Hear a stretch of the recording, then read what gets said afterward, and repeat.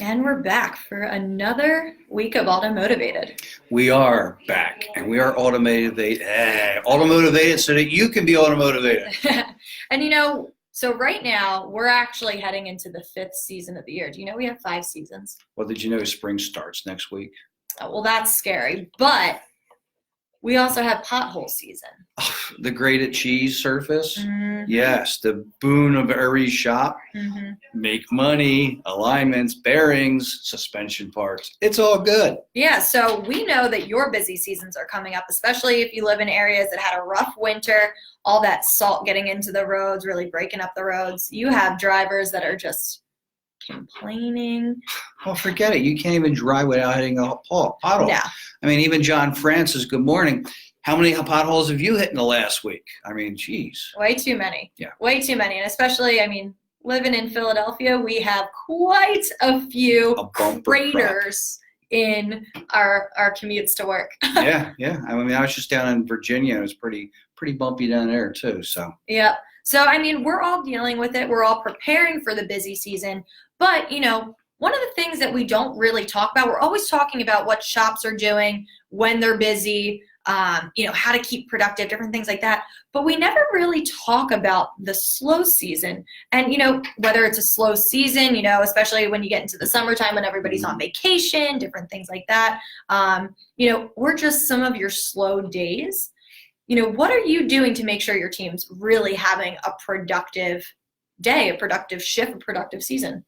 I mean, what's the plan? Mm-hmm. That's basically where we're going right now. What are you going to do to prevent the slow season? There's always going to be one, but Yes. What can you do to make it hurt less?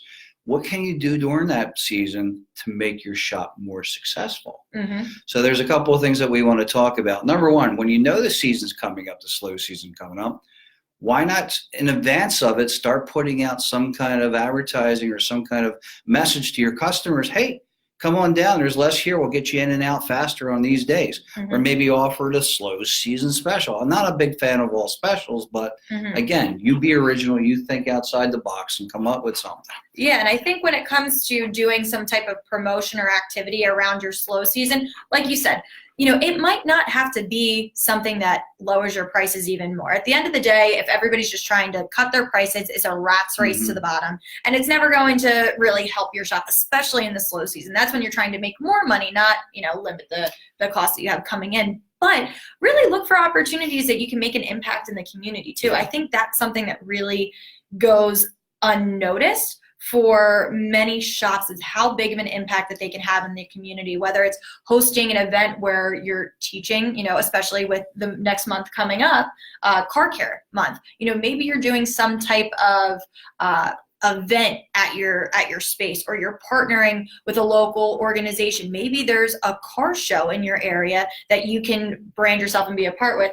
So at least you're making those connections with drivers in your community, even if it's not during your busy time. It'll help you later on.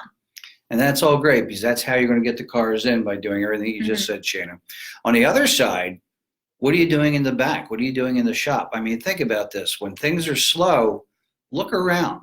Is there something that you need to address in the shop? Do you need to clean it up? Do you need to gussy something? I mean, that's the time to do it. And yes, you might be paying your technicians or some people in your shop to do that work, but think about the rewards. When you get busy, people are going, wow, look at this place. And they're going to come back. And it's just one of those times that you can set aside and make things happen.